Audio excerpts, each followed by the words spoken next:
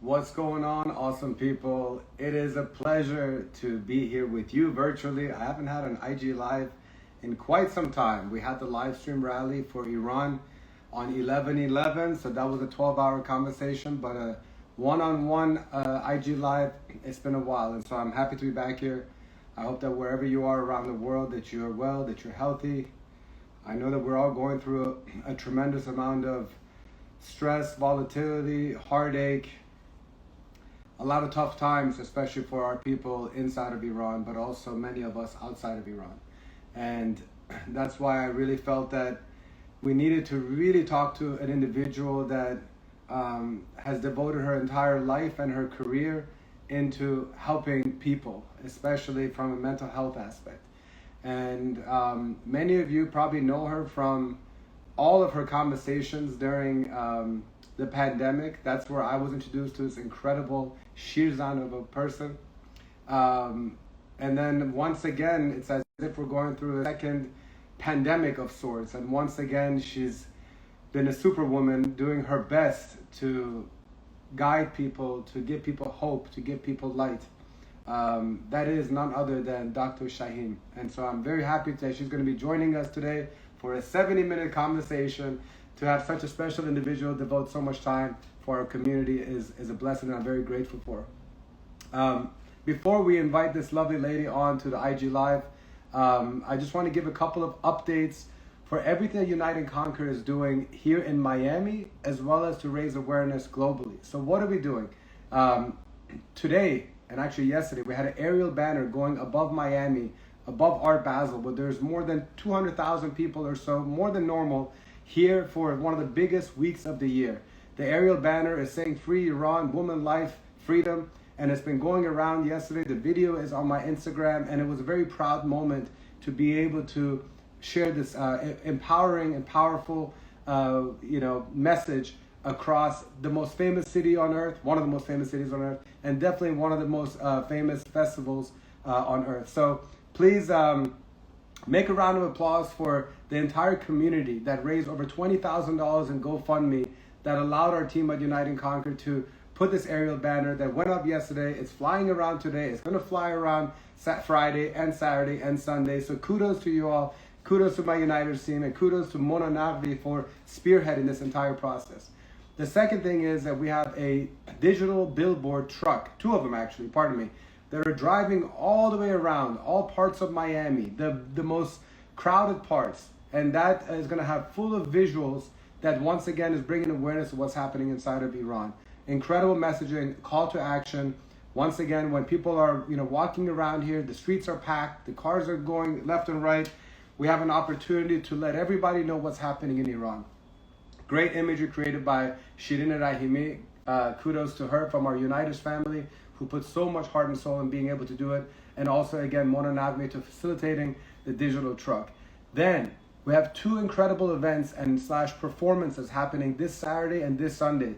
If you're in the Miami area, or if you know somebody that's going to be in Art Basel from Miami, you still have an opportunity to participate in something that is not just going to honor our victims, but also, again, bring awareness. So what is that? On Saturday, you can be a part of Art Basel.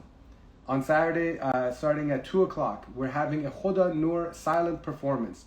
I don't have to tell you the story of Khoda Noor. Us Iranians, unfortunately, we know it far too well. But there's still the entire world that needs to know the cruelty that happened to Khoda Noor when he was wrapped around the pole, when they put a cup of water in front of him, just close enough for him to see, but not to have the water. Being tortured, being humiliated, and then afterwards, unfortunately, he was shot to death. And it's just incredibly tragic story.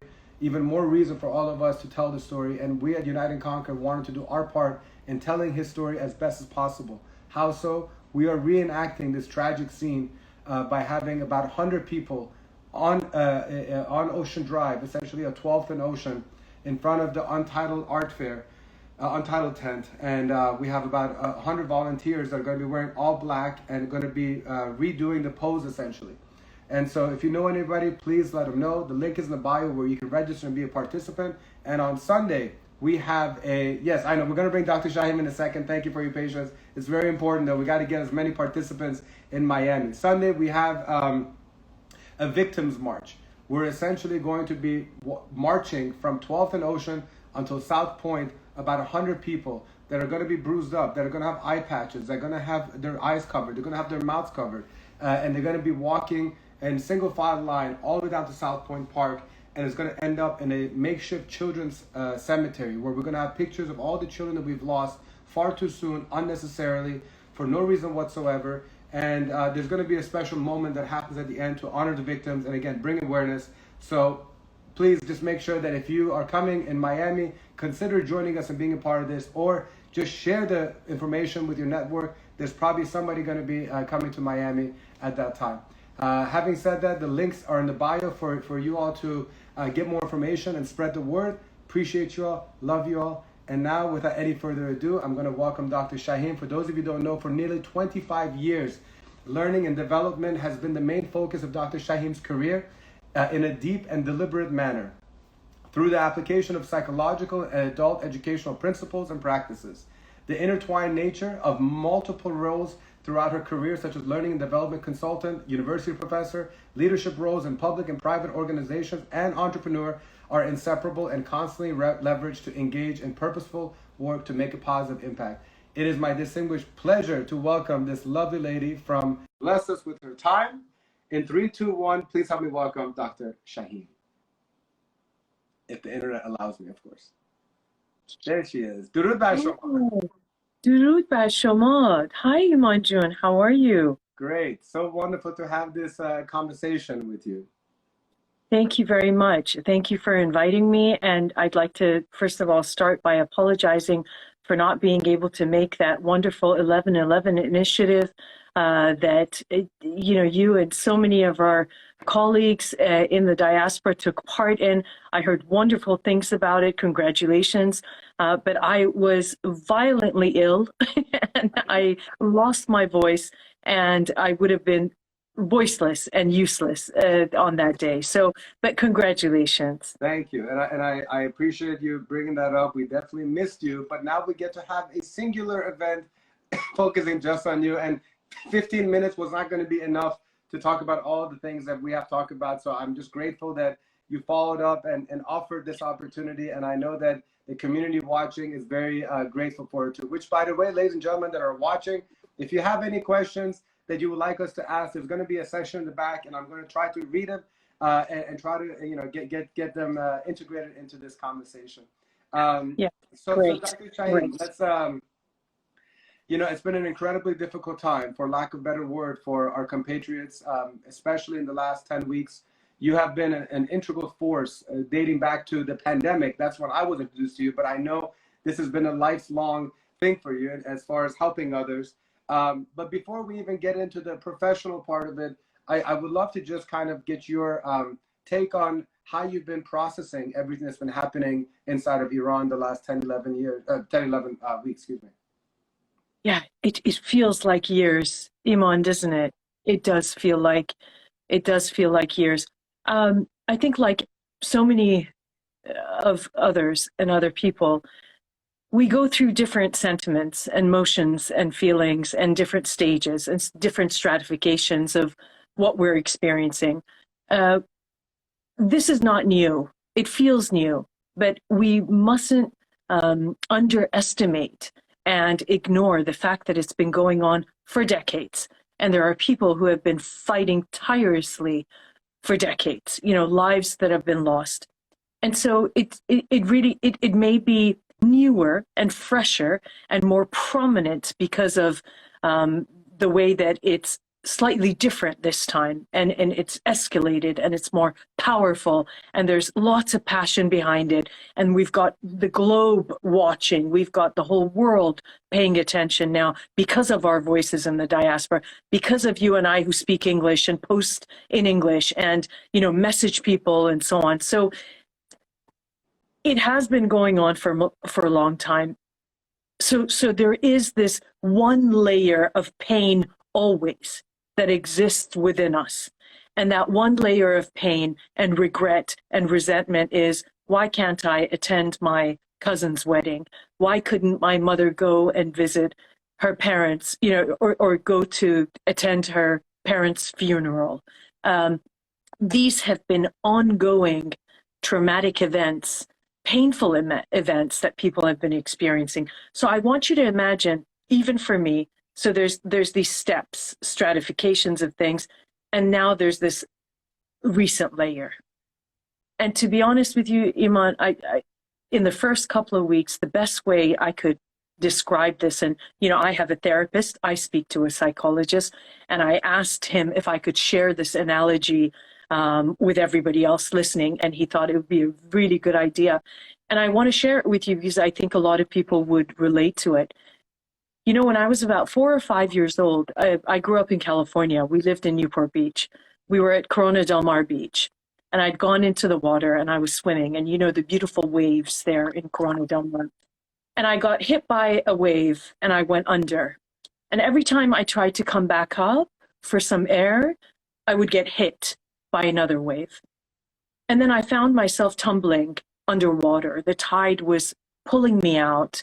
Every time I thought I could, muster up that kind of strength and energy to come back up again, I'd be hit again, And after a while, you start thinking, is this it? Am I not able to swim? Am I not able to come up for air? You start doubting yourself. You start doubting everything around you, your sense of security, your sense of stability. And at times, I felt like I was getting further and further away from myself, from the shore. That feeling of insecurity would set in. I learned a lot about myself and about others through my reactions and the emotions that I was going through. I think that, our country, we feel everything once, and then we also feel it again through the emotions of others, right? And it was, finally, there was some fantastic bystander nearby who saw that there's a 4 or 5-year-old girl that's somersaulting underwater, and came and lifted me out of the water. And for that moment, when you just take that first gasp, you can't believe, what just happened or what could have happened. And I think every day, Iman, we live with these waves hitting us in different ways, in different velocities, with different strength. And people are hit differently. So there are individuals who are hit financially. There are individuals who are hit emotionally and psychologically. There are individuals who are hit physically and assaulted, raped, tortured, murdered. And it is an assault that we're experiencing on a regular basis. And I think that, if I tell you I'm processing it, I would be lying. So I'm just going to be brutally honest and authentic about this and say that I take what I'm going through day by day. I make plans on a daily basis.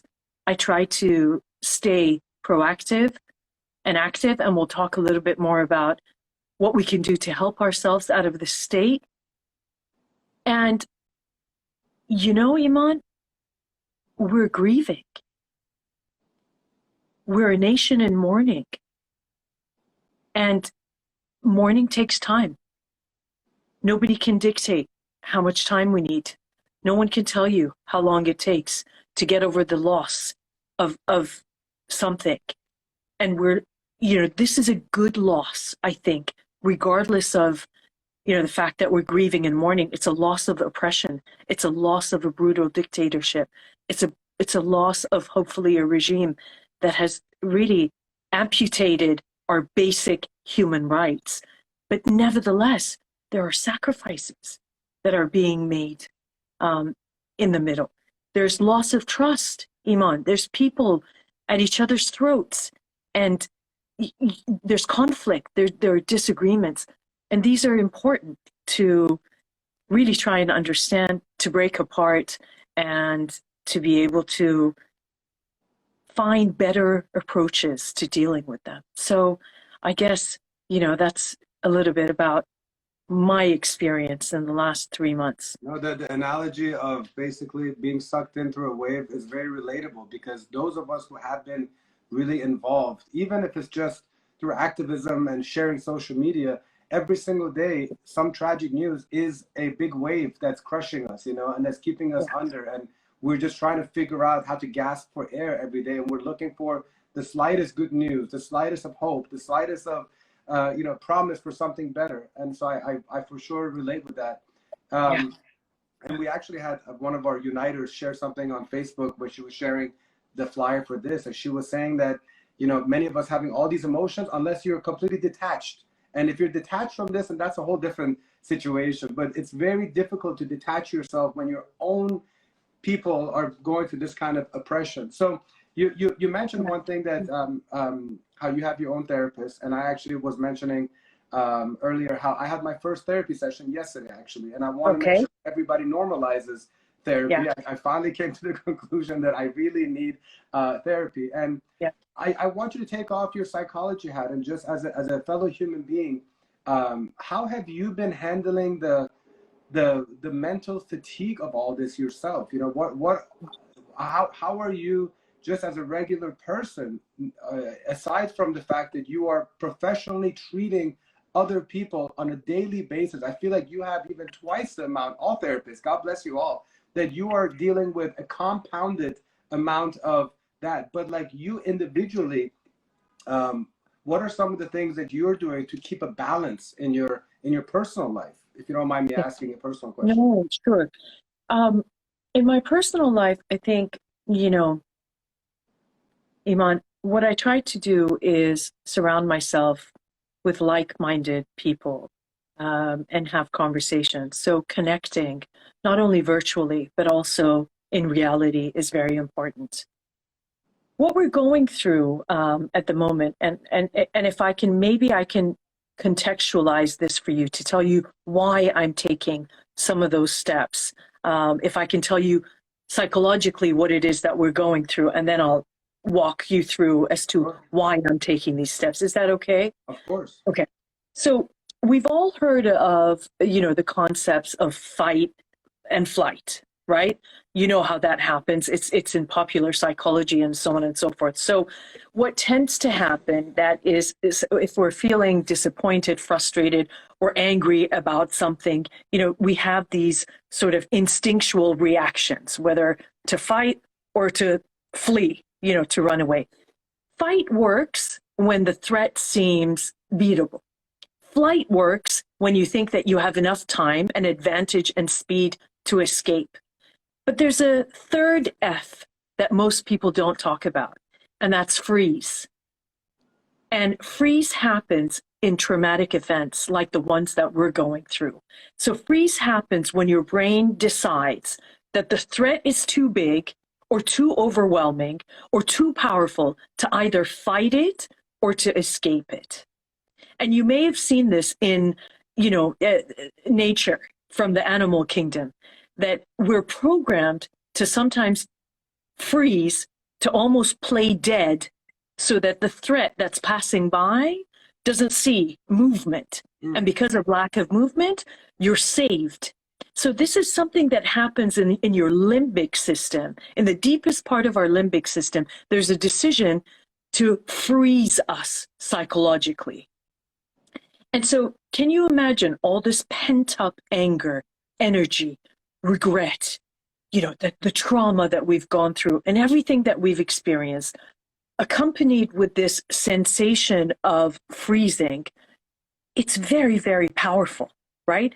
And what happens when we freeze is, I want you to imagine that for some people, it may show up full force all at once, and or for others, the freezing might happen gradually. What we tend to do, and this is what I did at the beginning, I withdrew inwards, right? The freeze response means that you go inwards, you withdraw inwards, you get trapped in your own psychological block of ice. There's all this tension around, but yet you have kind of gone into your own cave and withdrawn inwards to try and deal with it. Some of the most common symptoms of the freeze modality is we may be glazed over. So people have to call your name a couple of times. Iman, are you listening? You're not there. When you were saying people feel detached, yet incredibly attached because it's the country that you have just described how freeze occurs. We get trapped in this psychological block of ice. We're glazed over. We can't hear or see or understand people around us as normally as we would or as concisely as we would. And the first thing we do, Iman, is we abandon most self-care activities when we're in that freeze state. Okay, so what happens is we start instead of engaging in self-care, we become careless. So this relates mostly to our eating, exercising, and sleep habits, right? So our minds are so preoccupied and our hearts are so heavy that procrastination now becomes the default modality rather than, something that happens once in a while. We start tasks that we can't finish. And then we have added stress and anxiety because we think, oh my goodness, our to-do list has piled up. And everything else seems meaningless to the threat and the trauma that we're embracing. Going out to dinner, what? Like you just think, how can I? Even walking in the park, you feel a sense of guilt for even the most basic mundane activities that we may have taken for granted before. You just think, I'm frozen and I'm paralyzed. I can't. And even if I could, I feel guilty that I have, an ability to do that. So there's another very interesting indicator of this is that we all constantly feel unfulfilled. So you overeat because you feel unsatisfied. You may engage in certain other, habits, bad habits, but still, even after you have those drinks and you have the cigarettes, and so it still feels like something is missing. It's insatiable pain. And because it's continuous and ongoing, it's very difficult for us to find ways to try and cope with that. So the brain works very hard, Iman, to get us in that freeze state. It is an instinctual sort of response. So we need effort and behaviors and actions to get us out of there. It doesn't just happen naturally, okay? And the first thing that I do to try and get myself, out of that freeze modality is movement. You have to be able to reconnect the mind and the body again. That disjointed feeling that you talked about? It's almost as if we're all having an out-of-body experience of watching ourselves, watching others, watching people feel trauma and pain. And this dissociativeness, you'd be surprised, is again a coping mechanism to remove ourselves from that painful situation. People who have been in the most traumatic torture-related experiences or cases of abuse, they talk about this proxy self developing from within themselves that becomes the observer. They no longer are the participant in what's happening, but they're the observer to what's happening. So we need to get rid of this fragmentation that happens between the observer and the participant, and to reconnect the mind and the body so that so that your brain is able to feel safe again. And how do you do that? You do that by anchoring in the present. You do that by movement. You got to get up, run, go to the gym, dance, put some music. In fact, they say that humming or singing or repetitive chants and manifestations are some of the best ways that ground you and bring you back to yourself. And isn't that interesting that when we're experiencing trauma, people protest? They go out into the streets, they move their hands and wave their arms, and they chant and they say things to try and move that energy that's been trapped within our hearts and within our souls. Now, if we can't protest, you got to go exercise. You got to put some music and move around. You mustn't be careless and forget about your self-care routine. You must eat properly. You have to sleep properly, because you know why? We need you. We need you to be whole and to be resourceful and to be clear up here, to make the right decisions at the right time, because we're all contributing here, Iman. And we can't have people making wrong decisions and acting on emotions rather than logic and rationale. So singing in the shower is completely okay. That's fantastic. And it depends. It depends what you're singing. I mean, it's probably some old school Persian song. But so you know, obviously you've been bombarded, I'm sure, in your direct messages and with your patients from Iranians.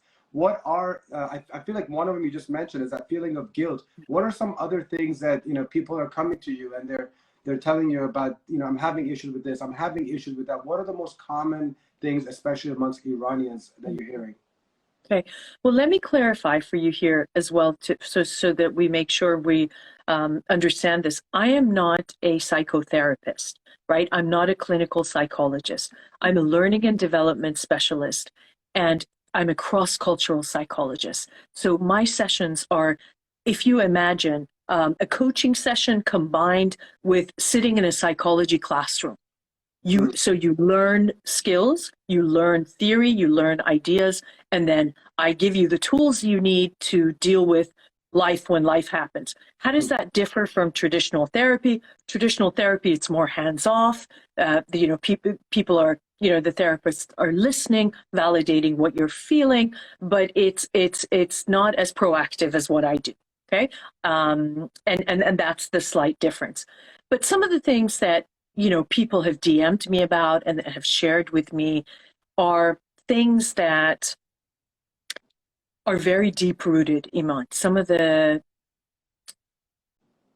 most challenging comments are things like, Dr. Shaheem, I was raped when I was 14 years old, when they held me in a detention center for going out with my cousin for a drive in the car. And I've never told anybody about it. And now when I hear what's happening to my sisters and to my brothers, I can't stop crying. What do I do with the tears that won't stop? What do I do with the resentment of all the years that have been lost? What do I do with things like the anger associated with, why did we listen? Why did we say it was okay for a teacher to slap me across the head? Why was it that we tolerated certain things to happen? And then from the diasporic side, there's a side, the guilt is associated with, why didn't we do more earlier, let's say? You know, why I feel guilty because I moved to Canada, United States, Australia, and the UK, and I feel like I abandoned my homeland, right? And these are all issues that surface now because of the pain that we're observing through other people. People talk about helplessness and hopelessness. They want to know what to do and how to do. And you know, Iman, for my friends who are here and you're listening, I know you're angry, I know you're emotional, but please, if we think it's ludicrous to have a morality police in a country, I mean, my Western friends, when they hear morality police, they laugh. They think, what do you mean? Like there's a police officer going around telling people how to live and what to wear and what to do? If we think that's ridiculous, then why are you lashing out and becoming morality police on social media? Some of the other, because I want to share this with you, some of the other sentiments I get all the time is people messaging me and saying, Dr. Shaheem, can you please tell this person that it's not right to post this? Dr. Shaheem, can you tell this person this is not the right thing to do? No, that's not what happens in a democratic society. In a democratic society, what happens is, as Nietzsche said long time ago, you have your way, I have my way, as the only way or the right way, it may not exist, but a debate always exists. Let's discuss. Let's debate. Forget about this cancel culture. Forget about this punishment culture. For sure. Yeah, let's talk about these things and let's agree to disagree. Iman, you and I both know with our colleagues from different cultural backgrounds, as well as Iranian backgrounds, of course, it's okay to have the most heated argument and we can agree to disagree. And at the end, I say, hey, let's go get a coffee. And we go have coffee and we have lunch. Right. It's over. It's a blessing to have the ability to be in a space where you can do that. It's good discourse. Totally. You learn from the opposite. One of the things that I actually learned, I was in the Washington D.C. area for 30 years. Very, very liberal area to be for all those years, between 10 and 40 years old. So I was in a bubble of democratic mindset, and almost like anybody Republican was like weird, strange, crazy. Like that's literally all I knew. During the pandemic, I came to Florida. Much more conservative thoughts, Republican mindset, the way they handled the pandemic. And I'm not saying that Democrats are great or horrible or Republican great, but there's definitely differences and we can learn from that, you know? At the end of the day, we're humans and there's two ways to get to point B if you're going there, you know? And sometimes I agree something that's more conservative based, sometimes democratic. But what I love about Florida is that you can have these great conversations with the opposite side and it's not a heated debate. Over there, you have to hide to be a Republican, for example, you know? So yeah, so even with America. Absolutely. And we should learn from that, Iman. We should learn from what happened post George Floyd. Right. If we're fighting for justice and human rights, let's not let any side kidnap the agenda. Right. This is the important part here. We're not even there yet. You know, some of what happens then, we start fighting each other rather than the real cause. That's not what we want to happen. We want to stay focused on what's happening. Iman, you know, up until the late 70s, did you know that being female was literally classified as a mental disorder? For centuries, women have had to go through labels that are shocking, that you can't believe that something like this women were described as problematic. And there was a range of mental and physical disorders that men didn't have. So things to do with menstruation, childbirth, hormones, and so on and so forth. And they didn't have to deal with it. They didn't know how to deal with it. They didn't know how to decipher it. So you know what they would classify it as? Hysteria. And you know what they would do? They would put women in asylums as a way to try and deal with that. Now imagine how that makes us feel when in 2022, they're doing that to the Iranian students, young women and men sometimes, putting them in mental asylums. Can I just read something to you? In an interview with an independent reformist, this is from the CNN, Iranian newspaper, from a reformist Iranian newspaper, Iran's education minister Youssef Nouri confirmed that some school students have indeed been detained and referred to what he calls psychological institutions. Right. The establishments holding the students, he said, are meant to reform and re-educate the students to prevent antisocial behavior. It's possible these students have become antisocial characters and we need to reform them so that they can return to class after they've been reformed. In one word, brainwash. I mean, that's... I institutionalized, abused. This is, I mean, where do we even start? And this takes us back. Can you imagine all the hard work that women globally, they've fought to move away from this ancient Jurassic antiquated thinking of hysteria was described as a female disease caused by women. And so what they would do, they were committed to asylums for anything that men, look at how similar it is to Iran right now, found remotely offensive. From reading books to writing poetry to masturbation. So all along that continuum, A woman who wrote poems, who tried to express her emotions, who gave feedback to her partner or her husband, was institutionalized.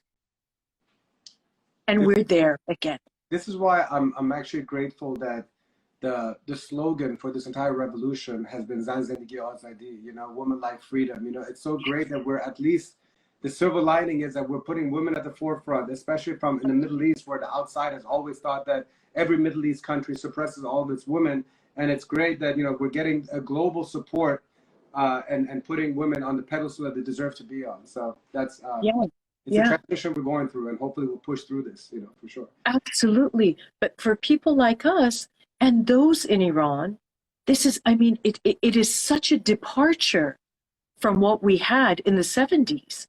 And I'm not saying, you know, any sort of government or political institution is perfect, but, you know, taking out people's eyes and raping them and not giving back the bodies of children. This is another level. So, right. I do want to go back to something you alluded to about the message that you received, and unfortunately, it seems like you received far too many of these. But with regards to, for example, the woman message, and she mentioned her story of rape, may I ask, how do you respond to that? I mean, what can be done to that? So, in the first instance, I try and make sure that she's safe and that, you know, there isn't any chances as much as I can, or there isn't any potential threat of her harming herself in any shape or form. So I try and ensure that there's a safe environment that she's part of. Second, I try and encourage her to immediately seek the help of a clinical psychologist to speak about the trauma that she's experienced, to work through that trauma so that she gets help. Now, Iman, that's not always, you know, the case. It doesn't always happen. And that person may continue their life, you know, carrying that pain around. But it's beyond my sort of remit and scope of dealing with that particular issue. But certainly we can all be bridges, especially as a mental health advocate, especially as a cross-cultural psychologist myself. There's ways in which, you know, of course, we understand what's happening and try and refer her to the right person. Now, the right person will sit with her, and what they will say is they will help work through that memory and that trauma. You see, Iman, it's not what we have experienced in life that matters as much as how you process, remember, and engage with that particular experience. And so the therapist will work with that person to kind of, you know, to come to terms, to accept what has happened, to understand, you know, what were and to validate the feelings of that individual, of how painful it must have been and how difficult it must have been. And then use that as a way, as a conduit, as a sort of, you know, as a tool to try and better understand themselves and to look at ways in which that experience has strengthened them or has, you know, shaped their identity to a certain extent. And it takes time. It's a process. And it varies from person to person. You see, Iman, I never do telephone sort of questions or radio questions, or I don't do lives where I answer people's questions. You know why? Because it's so complex. You can't just ask a person a question. They can't just come up and say, you know, me and my husband have problems and my wife cheated and what should I do? It takes, you know, a deep discussion with a multitude of variables that you have to uncover and unpack before you can actually try and help an individual. And so that's why psychotherapists, you know, are very, very responsible to make sure that they have these safe spaces where these conversations are had.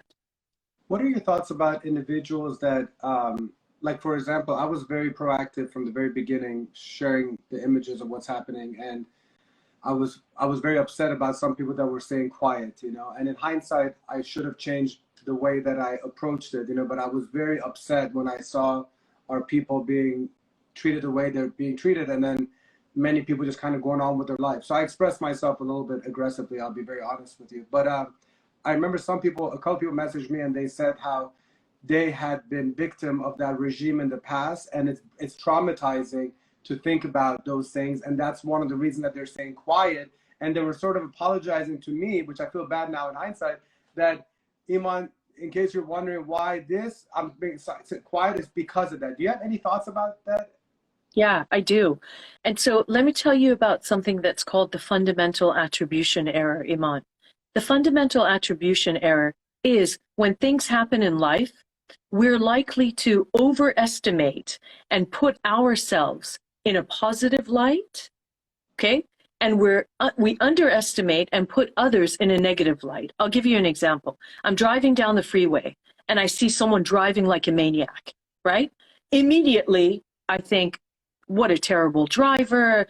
This person's going to kill somebody. What's wrong with them? What's their problem? Judgment, judgment, judgment about their character. Okay? We don't take into account the contextual and situational variables as much as we should.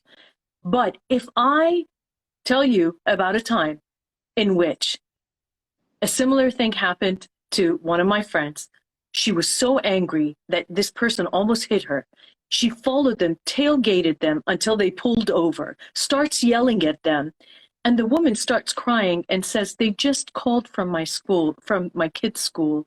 My kid has fallen off the monkey bars and he's unconscious. I'm so sorry. Just let me get to the school.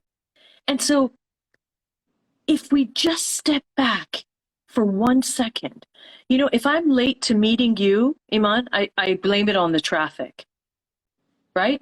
But if you're late to meeting me, I blame it on you and your poor time management. So if only we would just pause for a second and reduce the kind of sort of credit that we give ourselves as contextual variables and up the credit we give to others as personality and behavioral variables, we would be much more compassionate and empathetic to people's differences in how they respond and how they react. Now, when it comes to a crisis like this, in what we're experiencing, and it's one of those things when you think, come on now, we need all hands on deck. This is not going to happen with just a handful of us saying something or doing something. In those situations, Iman, I would invite you to, rather than assume, I would invite you to be curious first. To reach out to those friends and family members and say, with all due respect, you may have your own reasons, but bro, where are you? I was not expecting that whatsoever. Yeah, I'm gonna quote you on that one. I'm gonna put you in quote Dr. Jake. I love that. Dr. Shaheem said, dude, what's up? Where are you? Yeah. Yeah. So since you know leadership is your forte, I want to transition to asking you something about what I'm battling with as a leader of the Unite and Conquer team, which has about 60 ambassadors, the volunteers, collectively known as the Uniters. And you know, Congratulations on that, Iman, and well done. Thank you. Well Thank done. you so much. I'm just blessed to have attracted some of the truly best human beings that I could ever have around me during this fight. You know, what's happening is that you know we have these freedom-loving, Iran-loving, passionate people that are all working together to be the voice of Iranians, and they're spending like day and night. I mean, our WhatsApp chat groups, and we have many of them for every department of everything we're doing. It's just buzzing 24/7, and it's really incredible. But it's after about 10 weeks, you know, it's taking truly an emotional toll on our whole team. I kind of analogize it with you have an army and I have a lot of wounded soldiers, you know, that have been just working tirelessly to kind of make just make it through all of this, and we understand that this is not something that changes overnight, and I would love some tips and tricks on how to be a better leader, to galvanize this group of people that are really investing themselves mentally, emotionally. They're sacrificing relationships with their families to spend, like every night we have a Zoom from like 8 till 10, 11 p.m. at night, and then throughout the day. There's just so much going on. And I really want to make sure that I do them the best that I can. I can give them the best that I am. So a couple things is, one, what can I do to be a better leader for this group to make sure that I am as supportive as I can? And then also on their end, because many of them are watching, what advice do you have for them as far as how to get longevity? Because we cannot give up. We have to continue this, and they have to kind of prepare for a marathon instead of a sprint. So it's a multi-part question. Sorry about that, but I feel like you got the gist. No problem. I'm just thinking in my mind. I'm thinking about structuring it in a way that would flow effectively. Iman, how long have you known these people? Do you know them the same amount of time? I'm pretty much 99% of them I've met in the last 10 weeks, and I have a closer bond now with these 10 people, with these 60 people, than I do with friends that I've been with for 20, 30 years. But other than that, I have not known them. But you mentioned earlier that it's important to be with like-minded people. I'm grateful that I'm around like-minded people and we have the same purpose. But I've only known them for 10, 11 weeks. Right. So you said 10, for how long? 10, 11 weeks? Yeah, basically since like the first week of October, when like the first set of protests began, and I called out for volunteers, and somebody's asking, we're always looking for more volunteers from around the world. So yes, and also if you have any questions with Dr. Shaheem, please go ahead and drop it below and we'll try to get to it. Sorry to interrupt. Yeah. Okay, no problem. So the first thing is, in terms of leadership, it's very important for you not to have one model or one size fits all. Okay, your team is diverse, not only in terms of gender, but are they all Iranians? 99% are, yes.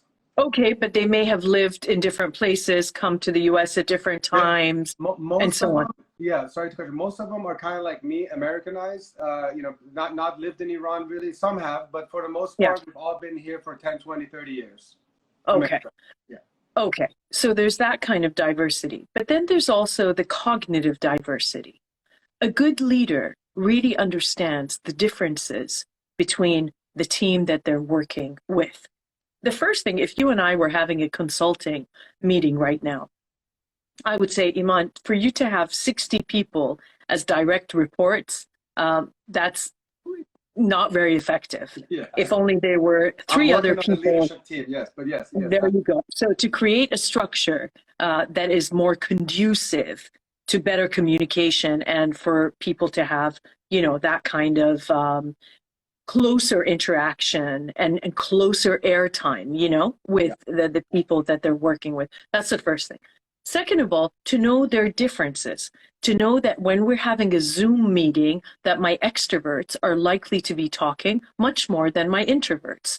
Then what do I do to make sure that the introverts are involved? What I used to do, Iman, in my meetings is I wouldn't ask the introverts to stay quiet, not at all. Excuse me, the extroverts to stay quiet, not at all. I love their conversation. I love their enthusiasm and their input. But I would say to the introverts who need more time to deliberate and to think and to kind of, extroverts think and talk at the same time. Introverts need time to kind of chew and think through their ideas and then deliver them. So what I would do after the meeting is I would send an email to everyone and say, thank you very much for attending this meeting. Your contributions were very valuable. And those of you who have any post thoughts or any other ideas, I'm waiting to hear from you. So then what would happen is I would get this sort of wave of emails from those people who didn't get a chance to speak at the time, when we were there.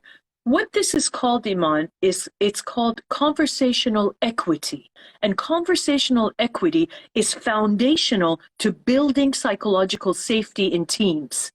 If you don't have psychological safety in teams, you don't have trust.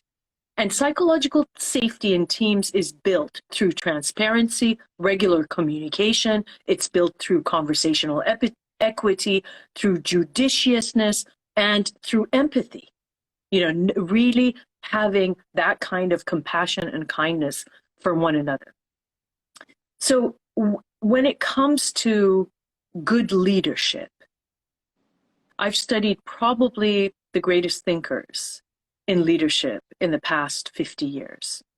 And there's one particular model that I really constantly gravitate to, and it's called the Leadership Challenge. And the Leadership Challenge has been translated into about 40 different languages, and it's a cross-cultural evaluation of what these two men, the authors of the book, Posner and Kuz, I'll give you their names. I think it's I want to make sure I've got the last name of one of them correct. Yes, it's Kuzis and Posner. Okay, the Leadership Challenge, and these people, have been studying leadership and what makes a great leader. Mm-hmm. To begin with, and they have these sort of 5 different areas that they often talk about and focus on. Good leadership are leaders who model the way.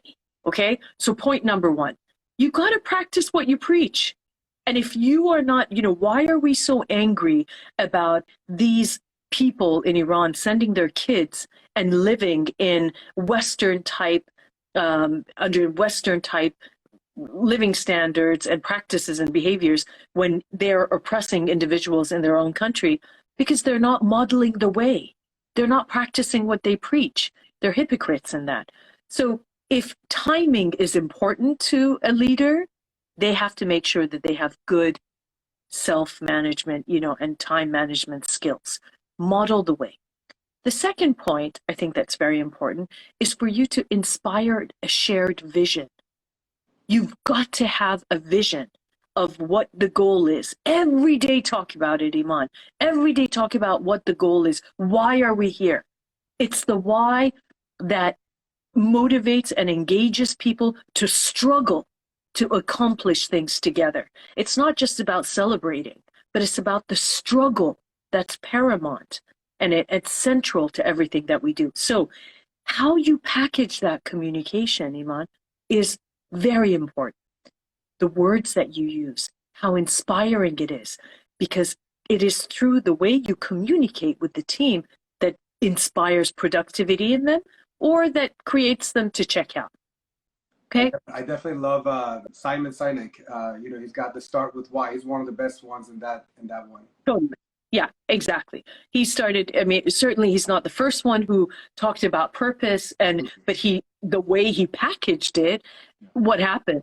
Millions of people worldwide can relate to it, right? And then a good leader is an enabler. So if you have 10 people, you could leverage their skills and their abilities as if you have 100. What we've done in our country, we've got 80 million people, and the best brains and many of the greatest thinkers have left that country, but they're disablers. They diminish a talent rather than enable and empower. So good leadership means I'll take 10 people and I believe, and I'll leverage them in a way which I'll multiply them as if they're 100. Okay? And then you've got to encourage the heart. Good leaders, and this is something that people often forget, don't ever underestimate the power of nice words, recognition, and reinforcement of gratitude. It's very, very important, especially leaders who are servant leaders. Servant leadership are people who roll up their sleeves and are there in the barricades doing the work with everybody else. They're not sitting in some plush office, kind of dictating what everybody else should do. And then a good leader is not threatened by people who challenge the process. Let people ask why. Let people say, Iman, tell me more about why we're doing this. I may have a better idea. Mm-hmm. Not to squash, no, this is the way we're going to do it. This is the way we decide. When people enter new companies and organizations, Iman, and they ask, you tell them to do something. and they find it a little bit odd or weird that you do it this way. And they say, why do you guys do it this way? And what's the most common answer? It's how we've been doing it. We've always done it that way. Just do it, please. And then the second most common expression is, "Aw, are you new?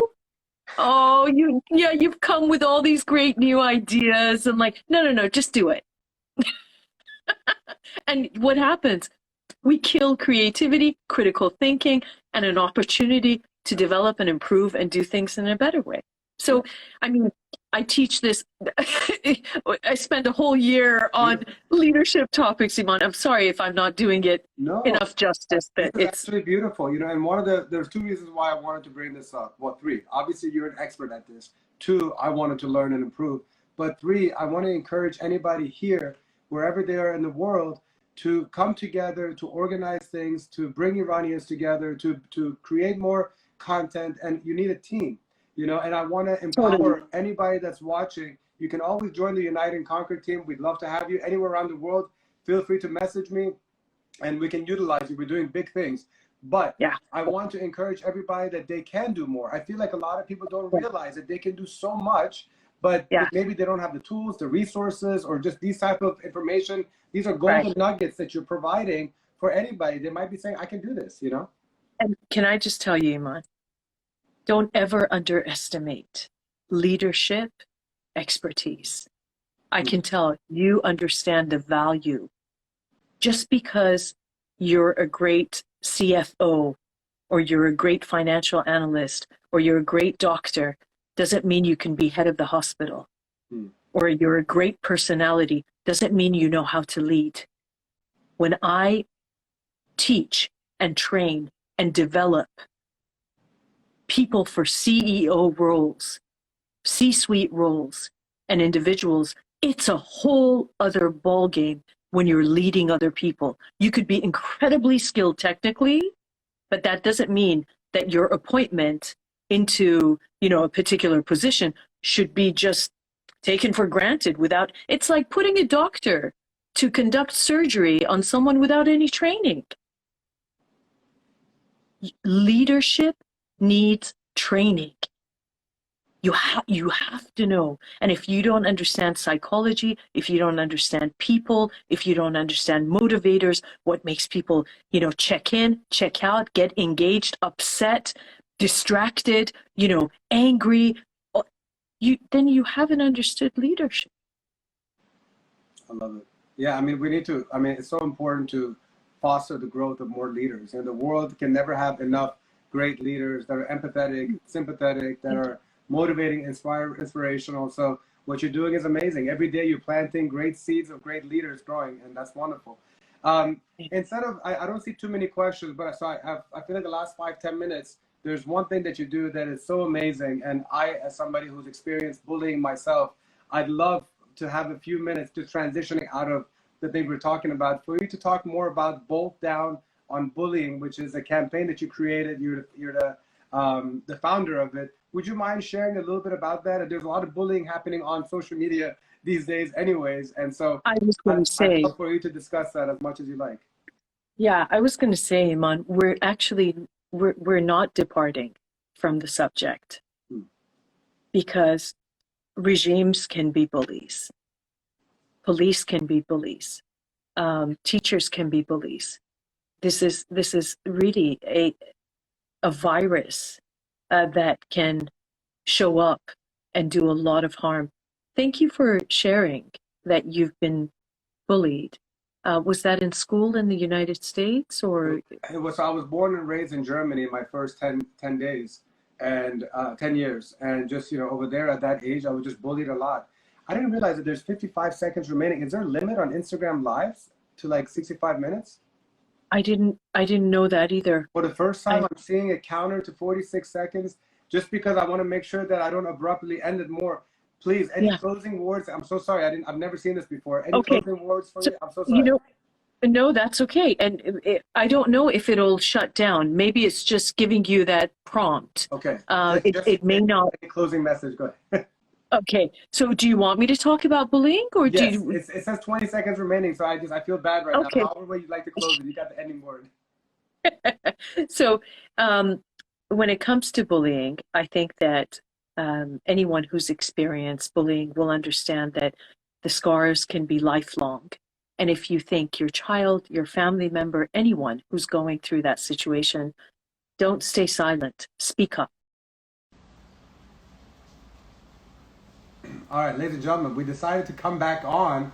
It wasn't a proper way to end it, so I'm going to have Dr. Shaheem come back on. We had a great segment that we were about to end. It was about bullying. So stay tuned for a second as we have Dr. Shaheem coming back on. And if anybody has a question that they wanted to ask, I apologize if I missed it. Feel free to drop it. We can end it on a closing note with some good questions. So go ahead and put some questions up. And in just a moment, we're going to have Dr. Shaheem come. Please show Dr. Shaheem some love. And if you've never met her before, I hope that you follow her. She does some incredible work for our community. And just a really badass Shirzan, as they say.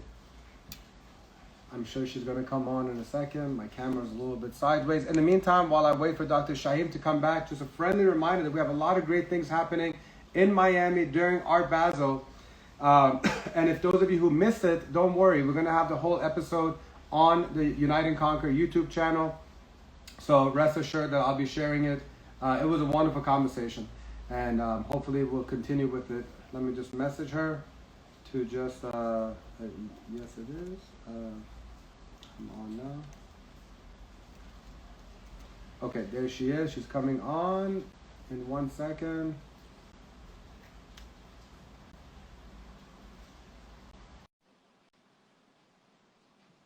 Keep on dropping your questions so I can see it in the bottom if you all don't mind.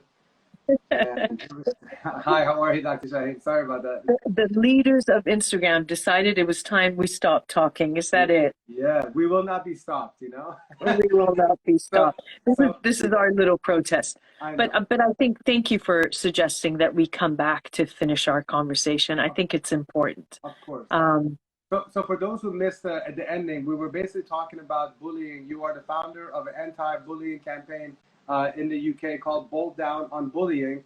And I was just kind of explaining that I myself was the victim of bullying basically in Germany when I was 8, 9 years old. In 1980, 89, Iranians weren't exactly loved by Germans. Usually just foreigners in Germany in the 80s, they didn't really have much love for them. And so I was just kind of like tricked into two of my German friends wanted to hang out, and so we went and they put me in the bushes, they tied me up, smacked me around, and for an 8-year-old it's kind of traumatic. And then just coming to America when you're 10 years old, if you're wearing something that is more European back then, they make fun of that. So all that stuff, I feel like every immigrant deals with it.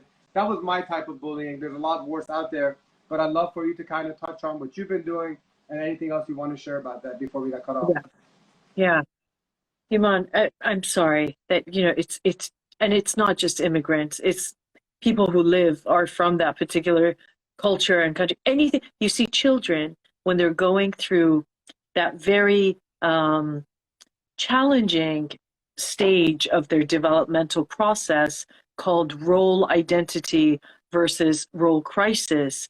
They're trying to figure out who they are based on what their parents have told them who they are, and now they're exposed to all these variations and a whole bunch of diversity, and anything which is different to what they've been told or different to how they evaluate themselves is threatening to their sense of identity and to their development. And the stronger you are and the more popular you are, creates this hierarchy of differentiation of the way I am is right, and anything different to that is a problem. Okay, so what happens is, and it's different in every culture. So I did a cross-cultural evaluation and look at what bullying looks like across different cultures. Is it always a power differentiation? Is it power based on physical endowment? Is it power based on money? Is it power based on nationality? In some cultures, there's nationalities, for example, that are stronger or more prominent or in positions of power, and then they are the ones who are the bullies. So why did I start this campaign? I started it because I was working on a project with the Ministry of Health looking at bullying between doctors and nurses. And I was doing this, and then it was a triangulation, actually, doctors, nurses, and patients. And I was doing this in the Middle East. And then I started looking at, you know, while we were working on this project, it was 2008, I believe, or 2009. I started looking at schools and seeing what anti-bullying programs they had in schools. And at that time, Iman, they had zero. There was nothing, absolutely nothing. So this was my pro bono work. I started this campaign called Bolt Down on Bullying. I had my teaching job and my consulting job. And so I created this initiative to carve out certain hours during the week where I would go to schools and I would train the students, the teachers, and the faculty, and the staff about what bullying is, what it isn't, and how to prevent and confront it. Okay? Then I partnered with a talk radio program. So twice a month, we would talk about it on the radio, and the campaign grew. It went through to the newspapers.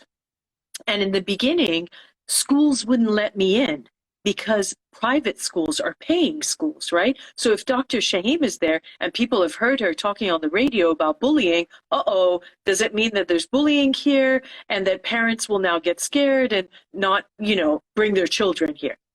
I had to work through, you won't believe the obstacles and the stigma I had to work through to say, look, please don't have this mindset. Our children need protection. And one of the most memorable cases was of a boy, a 9-year-old boy, who had a permanent indentation in his back because of the repeated punches that he had experienced while sitting in the classroom.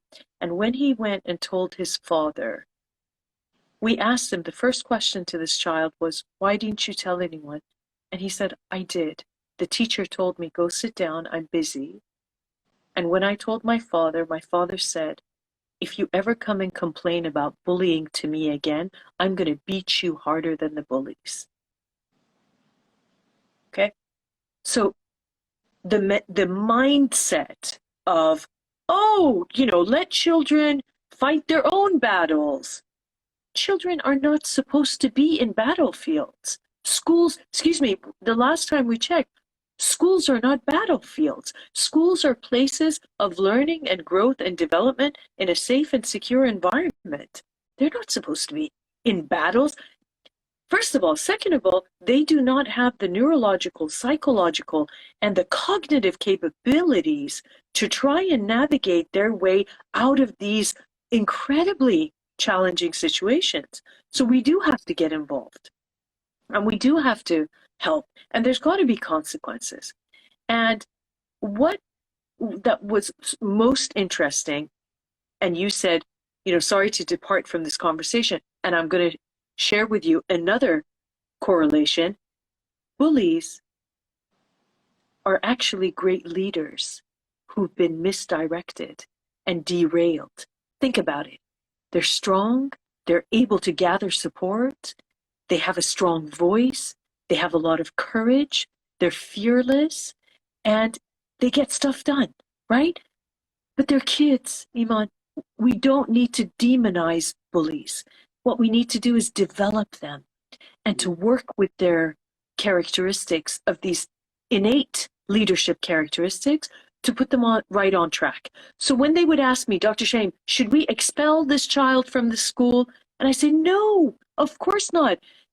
Expelling them is an easy way out. You're sending the school to another school for him to now find, or her to find, a battleground of other people to terrorize. Yes, or in the streets. Let's keep him. Let's work with him. Let's provide counseling. Let's give them roles and responsibilities. And you wouldn't believe it. The minute they're given leadership positions and roles, and they have that stature and that sort of title, they would completely transform into the most, upstanding members of their community. And so it was my pro bono work, Iman. I loved it so much. I was able to make impact to the point where when they called me, I think it was pre-pandemic, a school called me and said, Dr. Shaheem, can you come to the school and talk about your Bolt Down on Bullying camp? Oh no, can you come to our school on this date? And I said, I'm so sorry, but I'm super busy that month. I'm not able to come and run the seminar for you. She said, no, no, no, we don't want you to run the seminar. The kids have watched all your talks and they have developed their own anti-bullying committee at school and they want to present to you. And this is the definition of good leadership, Iman. When you are no longer there, that people are doing what is right. Yeah. Then you know. give them the tools to be able to go and build something special for themselves and their community. And if you don't direct these people, they become leaders of the Islamic Republic of Iran, you know, so even more reason to, you know, direct them the right direction. I'm very curious, Dr. Shaheem, what was the catalyst of doing this? You know, did you personally have any challenges from bullying that made you want to do this? I'm very curious. You know, Iman, I'll tell you something. Everyone says, my family calls me the chill pill of the family. Whenever anyone wants, you know, to kind of calm and relax, they say, let's call our chill pill. I have a reputation for, you know, being calm and composed and so on. But I'll tell you, there is the volcano within me erupts when I see injustice. When I see a position of power being abused and somebody being helpless and victimized unfairly and unjustly, there's something within that just can't rest anymore. And I wasn't bullied at school, but I saw other people being bullied, and I was never one of those bystanders. So I was always the one, I got my ass kicked as well for getting involved, but I did it with pride because I'd say things like, hey, leave her alone, you know, and just my heart would ache every time I would see that. So my value for justice and fairness. And then the second thing, Iman, I have a young man myself, and the thought of him going through one of these experiences and someone not being around to help or to have made a difference just, yeah, was very difficult to process. So I thought, let me do something about it. Well, you've done a lot about it, and on behalf of Iranians and non-Iranians around the world, we appreciate all that you do. And you know, I'm really glad that we were able to touch on the leadership for a good chunk of this conversation, because I wholeheartedly believe that this regime can be taken over by great leadership, and not just, it doesn't have to be the Masih Ali-Najjads, the Reza Pahlavis, the Hamid Ismailuns of the world. Every community needs to come together and be able to bring the best leaders in the town and cultivate that community and strengthen it with great leadership. And so I hope that more and more people heed your advice and your suggestions, and together we can do whatever we can to strengthen our local communities globally, so that collectively we can be the true loud power that we can be to overthrow this regime. Agreed. And think about it this way, Iman. Every great business case study will tell you the founders of a particular entrepreneurship idea or a startup or a business may not be the same people who get that company to scale and to achieve even more. And so the people you named have done a great job to bring the movement perhaps to a particular position. Then you need individuals who are experts in leadership, political science, international relations, economics, finance, and so on. And we have them. My goodness, they are contributing enormously in the diaspora. Iranians are known as the silent minority because we integrate and we contribute and we become incredibly successful in every arena that we're involved in. And therefore, those people right now are quiet, but please don't ever be worried about a lack of talent or skills for people to join hands and to lead the country. I think that should be the least of our worries. For sure. Yeah. Amazing. Thank you, Iman. Well, I really appreciate you creating this space for us to have this authentic and genuine conversation. I love the work that you do as well. Keep up the great work. And I'm happy to come back and speak to you whenever. Let's have more conversations. I genuinely think that our community needs it, and like, first of all, anybody that's watching here, if you have a business, Dr. Shaheem's specialty is leadership, learning and development. And so she'll be a great source for your business, but I'm just trying to figure out how we can really mobilize a lot more Unite and Conquerors around the world. And I think we really need more conversations like this so that people who watch, they learn, they get inspired, they become active. We just have to become more and more active. We can't take the pedal off the metal. And so that's why I'm very grateful for all the work that you do and for giving me the opportunity to have this conversation, and hope we have more of this in the future. For sure. Wonderful. Take care. But and before I let you go, during the live stream, I ended every conversation with each guest with an opportunity for them to give a message of hope, of inspiration to your fellow Iranians, whether it's inside or outside of Iran. So I'll give you the virtual mic to give a closing word. Sure. Can I say Sina also sends his regards and his love to you. We'll have a next one. Merci. نمیتونست بیاد, but he said, please say thank you for the invitation.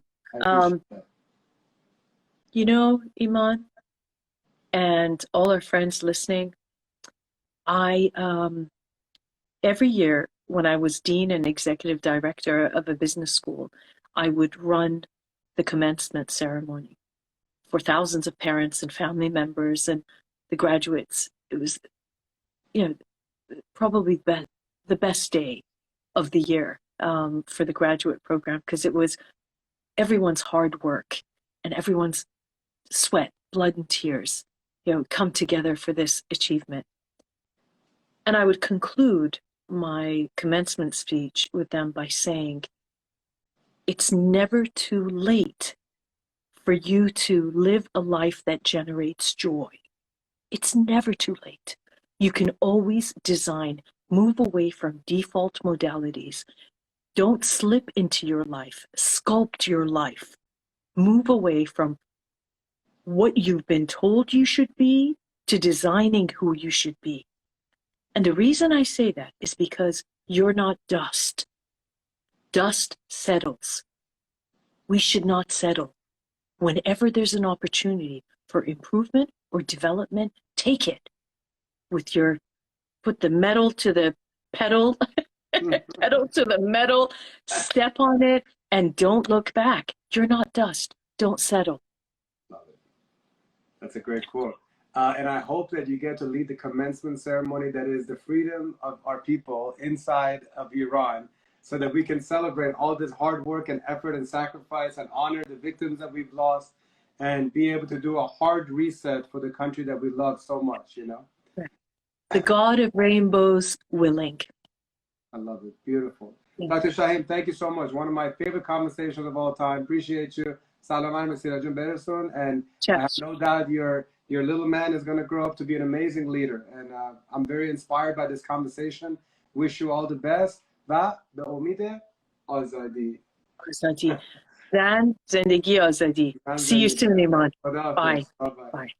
All right, ladies and gentlemen, as Dr. Shaheem departs this conversation, I want to thank every single one of you for participating. I hope that it was a valuable conversation for you. It certainly was for me. I'm freaking motivated. I'm freaking inspired. I'm about to become a better leader.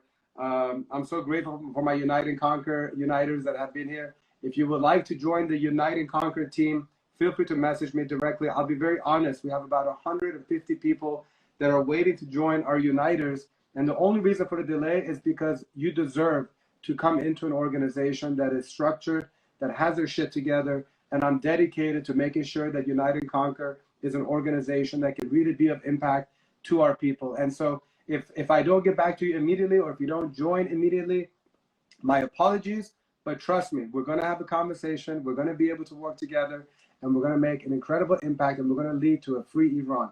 Mark my words. And damn, I get emotional. I read Azadi, Azadi, Begu, and I see the Uniters commenting, and it just makes me very happy to see you all. So just a friendly reminder, if you're in the Miami area, there's a lot of stuff going on in Art Basel. Click the links in my bio for more information. Check out the flyer, the aerial banner that's going above Miami. Check out the digital billboard that's going around in Miami. Be Khoda Noor on Saturday by being a part of Art Basel and being a part of an incredible silent performance. Be a part of the Victims March on Sunday. If you're watching from South Florida, or if you're coming down for Art Basel, the biggest week of the year in Miami, please be a part of this. Please be the voice of our people. Please be the voice of Khoda Noor. Please be the voice of all the victims that we've lost. Let's figure out how to turn Iran into the country that it deserves to be, one of the greatest nations that the world has ever seen, run by some of the greatest people that the world has ever seen. We're hospitable, we're kind, we're loving, we're patriotic people, we're cultural people, we love our families, we love our food, we love our music, we love everything about our country, and we deserve to celebrate it all instead of being in constant fear and constant tragedy and constant grieving and constant depression and constant infighting, you know. I've seen a lot of unfortunate things happen in the last 10 weeks, and it's really been sad to see some of the division. So let's hope for unity. Let's hope for coming together. Let's hope for uplifting, and let's hope for a free Iran. On that note, to my uniters, we love you. Shab Khosh. Didar.